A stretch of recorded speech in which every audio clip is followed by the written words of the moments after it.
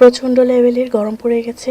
আর আমার কাছে মনে হচ্ছে এই গরমে আমার ব্রেনটাই কাজ করা অফ করে দিয়েছে।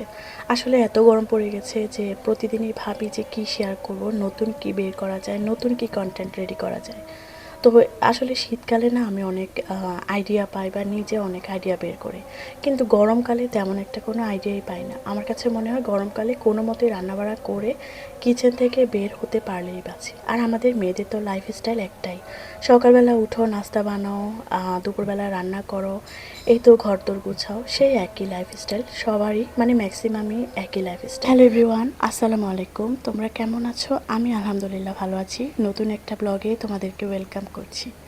আমি যতদূর শুনেছি মানুষের শ্বশুরবাড়িতে অনেক কাজ থাকে, কিন্তু সত্যি কথা বলতে আমি এমন একটা শ্বশুরবাড়ি পেয়েছি যেখানে কোনো কাজই নেই। এই যে দেখো, যে কাজগুলো আমি করি না ম্যাক্সিমামই জোর করে করা হয়। আর একটুখানি অসুস্থ হলে তো আর কথাই নেই, কোনো কাজই করতে দেওয়া হয় না। আসলে মা কোনো কাজই করতে দেয় না। আমি আজকে 2 দিন যাবৎ প্রচণ্ড লেভেলের অসুস্থ।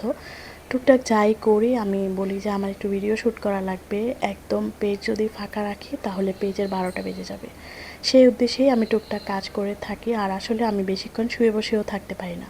যাই হোক, আজকে আমি রান্না করছি চিকেন কষা, মানে চিকেনটা ভালো করে কষিয়ে তারপর রান্না করব। নর্মালি যেভাবে রান্না করি ঠিক সেভাবেই চিকেনটা রান্না করছি। আমি জানি তোমরা ম্যাক্সিমামই অনেক ভালো রান্না করো, তাও আমি সবসময় চেষ্টা করি একদম শর্টকাটে তোমাদের সাথে টুকটাক রেসিপি শেয়ার করার।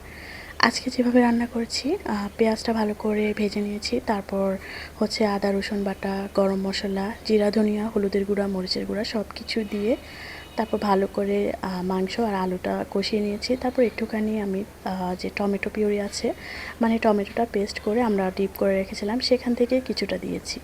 এই তো ব্যাস, রান্নাটা একদম ডান হয়ে গেছে। একদম শেষে দিয়েছিলাম জিরার গুঁড়া, মানে এটা একদম ফ্রেশই করেছিলাম।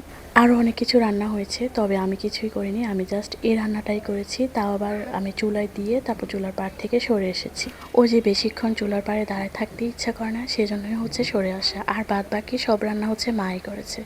আর খাওয়া শেষে 1 কাপ রং চা, যেটা আমার সবচেয়ে অপছন্দনীয়, সেটাই আমার একদম বেশি জরুরি হয়ে পড়েছে। মানে এত পরিমাণে ঠান্ডা লেগেছে যে এটা ছাড়া একদম চলছে না। যাই হোক, আজকের ব্লগটা এখানে শেষ করছি। তোমরা ভালো থেকো, আবার কথা হবে। আল্লাহ হাফেজ।